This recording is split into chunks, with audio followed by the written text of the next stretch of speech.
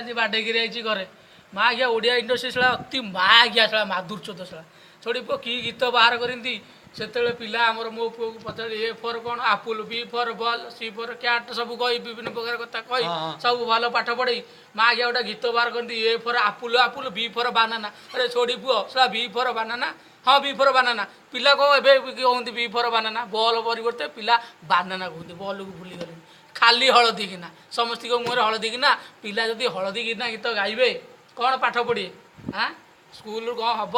ପିଲାଙ୍କ ଅବସ୍ଥା କ'ଣ ହେବ ପାଠ କ'ଣ ପଢ଼ିବା ବୋପା ମା କ'ଣ ପିଲାଙ୍କୁ ମଣିଷ କରିବୁ ହାଁ ଓଡ଼ିଆ ଇଣ୍ଡଷ୍ଟ୍ରିକି ମୁଁ କହୁଛି ଏଇ କଥା ଏଇଭଳି ଗୀତ ବନ୍ଦ କରିଦିଅନ୍ତୁ ବୁଝିଲେ ପିଲାମାନଙ୍କୁ ଟିକେ ଭଲରେ ପାଠ ପଢ଼ିବାକୁ ଦିଅନ୍ତୁ ଛୋଟ ପିଲା ସେ ଯେଉଁ ଗୀତ ଶୁଣନ୍ତି ସେ ଗୀତକୁ ଗୁଣଗୁଣାଉଛନ୍ତି ସେ ଗୀତକୁ ଗାଉଛନ୍ତି ବର୍ତ୍ତମାନ ସମସ୍ତଙ୍କ ମୁହଁରେ ହଳଦୀ କିନା ଏ for Apple Apple B for banana ମୋ ହଳଦୀ କିନା ସି ଫର କପୁଲୁ କପୁଲୁ ଡି ଫର ଦବାନା କ'ଣ ସି ଫର ପୁଣି ଅଛି ସି ଫର କପୁଲୁ କପୁଲୁ ସି ଫର ହେଉଛି କ୍ୟାଟ୍ କପୁଲୁ ନୁହଁ କପୁଲୁ କ'ଣ ପିଲା ଜାଣିନାହାନ୍ତି କିନ୍ତୁ କହନ୍ତି କପୁଲୁ କପୁଲୁ ସି ଫର କ୍ୟାଟ୍ କହୁନାହାନ୍ତି କପୁଲ କହୁଛନ୍ତି ହଁ ସି ଫର କ୍ୟାଟ୍ କହୁନାହାନ୍ତି କହନ୍ତି କପୁଲୁ ଦି ଫର କ'ଣ ଦବାନା ନା କ'ଣ ସ୍ତ୍ରୀକି କୁହାଯାଏ କପୁଲୁ। ଦି ଫର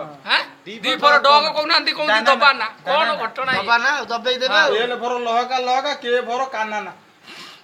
ଯେଉଁ ମହାଶୟ ଗୀତ ଗାଇଛନ୍ତି ଅସୀମା ପଣ୍ଡା ତାଙ୍କୁ ମୋର ଧନ୍ୟବାଦ ତାଙ୍କ ଭଏସ୍ ଭଲ ଅଛି ଭଲ ଗୀତ ଗାଉଛନ୍ତି କିନ୍ତୁ ଏଇଭଳି ଗୀତରୁ ଟିକେ ନିବୃତ୍ତ ରୁହନ୍ତୁ ପିଲାମାନଙ୍କୁ ଖରାପ କରନ୍ତୁନି ତାଙ୍କର ବି ପିଲା କାଲି କାଲି ଜନ୍ମ ହେବ ନା କାହିଁକି ନା କାଲି କାଲି ଅସୀମା ପଣ୍ଡା ବାହା ହେବେ ତାଙ୍କର ବି ପିଲା ହେବ ତାଙ୍କର ପିଲା ହେଲା ପରେ ତାଙ୍କରି ଗୀତକୁ ସିଏ